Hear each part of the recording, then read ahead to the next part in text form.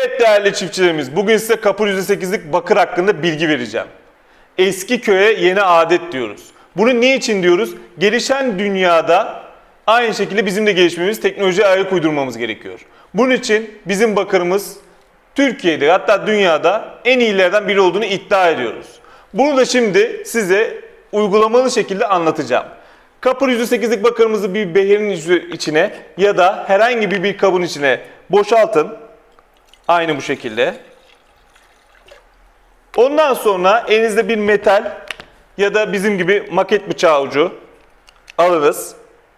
Maket bıçağı ucunu alınız.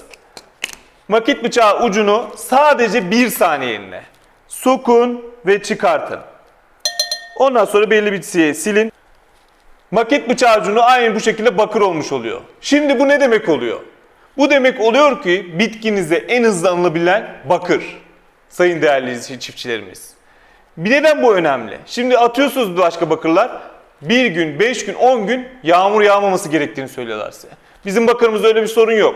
15 dakika içerisinde bitkinin içine nüfuz eder ve bitkinin tamamını bakırı alır. %100 şekilde alır. Bizim bakırımız glikonik asitli ve glisin şeratlıdır. Bitkinizde bakırın ihtiyacını karşılayarak bitkinizi daha dirençli yapıyor.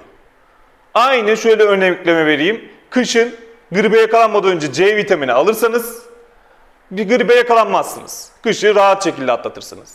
Bu da bitkinizin C vitamini. Her zaman kullanmanızı istiyoruz. Her zaman kullanın diyoruz.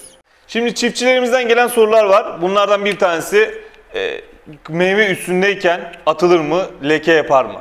Kesinlikle leke yapmaz. Gönül rahatlığıyla atabilirsiniz. Yılın her zamanında atabilirsiniz. Dozajlar kışın, sadece kışın yani hasat bittikten sonra 400'e 1,5 litre şeklindedir. Geri kalan yılın tamamında 400'e 1 litre şeklindedir. Bitkinin ihtiyaç duyduğu her anında bakırımızı atabilirsiniz. Karışabilirliği nedir? Agroeger'in kendi ürünleri, portföyündeki ürünlerde hepsiyle karışabilir. Herhangi bir problem yok. Bakırımızın herhangi bir kalıntısı olmamakla birlikte atıldıktan sonra hemen hasata girilebilir. Yani en yakın zamanda hasata girilir. Herhangi bir gün sınırı yoktur. İnsan sağlığına en ufak bir zararı yoktur. Değerli çiftçilerimiz, kanalımıza kesinlikle abone olmayı unutmayın. Çiftçimizin mutluluğu bizim gururumuzdur. En ufak bir sorunuz dahi varsa aşağı tarafta yorumlara yazabilir. Hemen teknik destekli arkadaşlarımız sizinle görüşebilir. Teşekkür ederiz.